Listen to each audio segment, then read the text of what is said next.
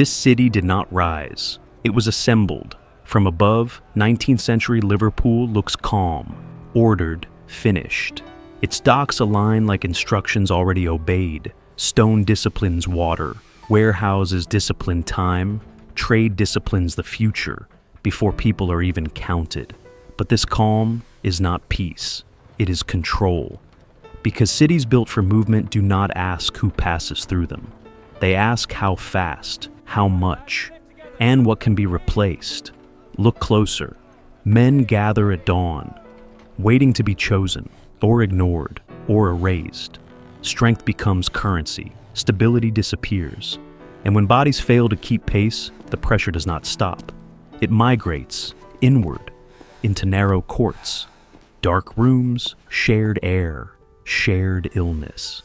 Through AI reconstruction, we descend through these layers, from machine to labor to consequence, watching a city function flawlessly while human life is quietly spent.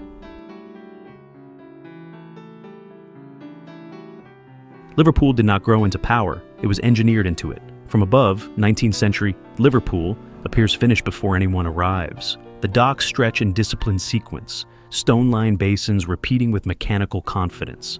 Ships do not wander, they queue. Water is not natural here. It is measured, segmented, instructed where to stop. This is not a harbor shaped by geography. It is a system imposed upon it. And that distinction changes everything. The dock system was Liverpool's true invention. Not ships, not trade, control. Beginning in the late 18th century and accelerating through the 1800s, Liverpool built one of the first fully integrated, enclosed dock networks in the world. Gates regulated tides, walls regulated access. Warehouses pressed directly against water to eliminate wasted motion. Every decision reduced friction, loss, and delay. Time itself became infrastructure. Goods arrived, were counted, stored, insured, taxed, and released with unprecedented efficiency. The city learned how to turn movement into certainty. This is where Liverpool separated itself from older ports like London. London grew, Liverpool optimized.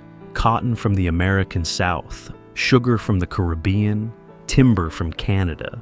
Everything upstream was reorganized around this endpoint. Liverpool did not merely receive commodities, it synchronized them. Ships, schedules, finance, and labor were aligned into a single operational rhythm. The docks did not respond to demand, they anticipated it, and this is the first deception. From a distance, the system looks calm, orderly, rational, even benevolent. But systems do not reveal their costs from above. Because once a city is designed for flow, it begins to value speed over stability. Space becomes too valuable to waste on living. Streets narrow where warehouses widen. Housing is pushed inward as docks expand outward. The waterfront hardens into an economic wall.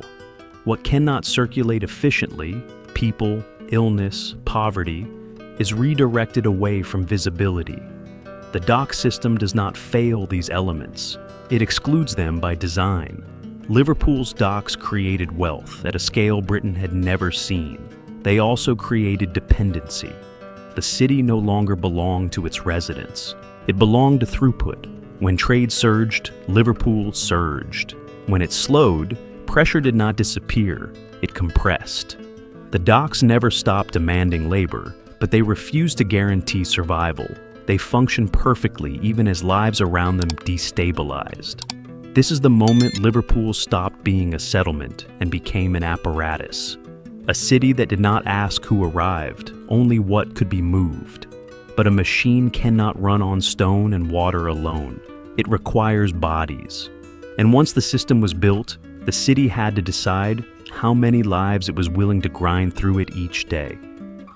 That story begins on the docks, at ground level, where men waited to be chosen or replaced.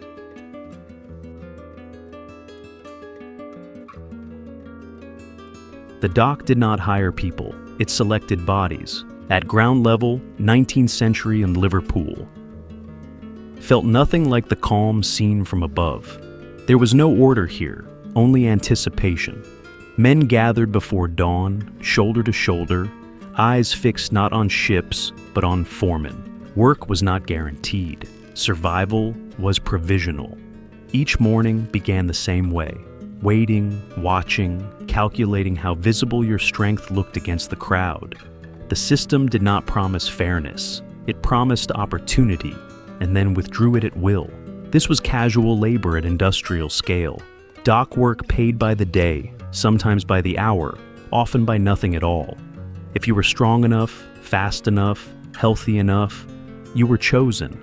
If you were injured, late, sick, or simply unlucky, you vanished from the ledger. The docks did not remember names, they remembered output. A man existed only while he could move cargo. The moment his body slowed, the system replaced him without friction. And that is the second deception.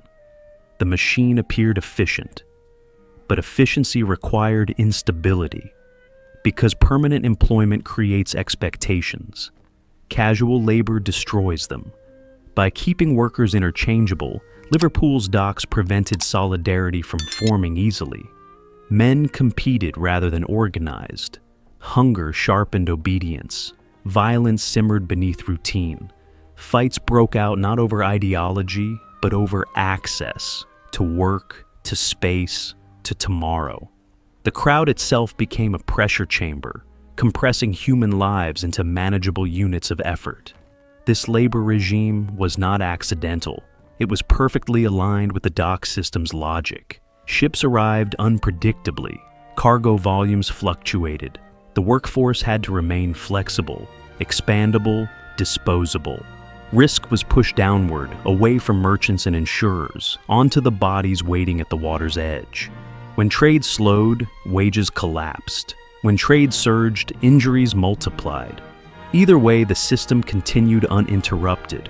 From the outside, Liverpool appeared prosperous. From inside the labor pool, prosperity was abstract. What mattered was breath, muscle, balance on wet planks, the ability to lift one more crate without slipping. Accidents were common, compensation was rare.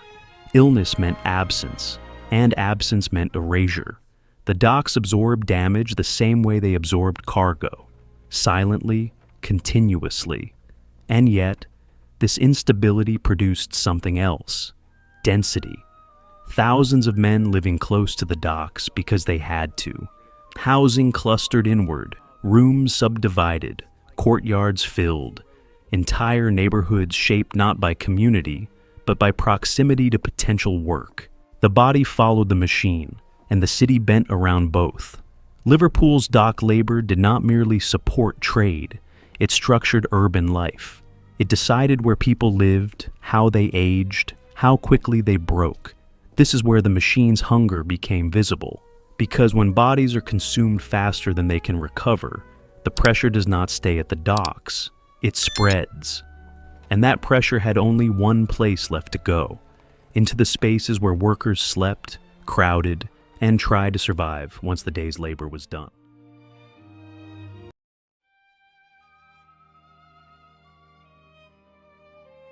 The docks did not follow workers home, the pressure did. By the mid-19th century, Liverpool had already solved the problem of movement. What it had not solved was what to do with the people required to sustain it. The answer was not policy, it was space, or rather, the absence of it. As labor clustered near the docks, housing did not expand outward, it folded inward. Streets narrowed, buildings multiplied behind facades. Courtyards, known as courts, were carved into the gaps between structures, hidden from main roads, invisible to visitors. This was not accidental overcrowding, it was spatial compression. Court housing packed families into rooms never meant for living. Light struggled to enter. Air stagnated. Waste accumulated. Entire populations existed within spaces designed for storage, not survival. These courts were cheap to build, cheaper to ignore, and perfectly aligned with the dock system's logic. Workers needed to be close enough to respond quickly, but not visible enough to demand attention. The city did not remove poverty. it contained it. And this is the final deception. Growth suggested progress, density suggested efficiency, but neither required care. Disease spread easily through these environments: cholera, typhus, tuberculosis. Illness did not arrive as catastrophe, it circulated. Water sources were shared, sanitation was minimal. When outbreaks occurred, they were treated as disruptions, not warnings. The solution was not to redesign housing, but to manage symptoms. Hospitals expanded, burial rates climbed, the machine adjusted without slowing. What made court housing so effective was not its cruelty, but its quietness. These spaces did not riot, they absorbed. Generations passed through rooms that offered no permanence, no improvement, no exit. Children grew into laborers. Laborers aged into liability. When bodies failed, the system did not register loss, only replacement.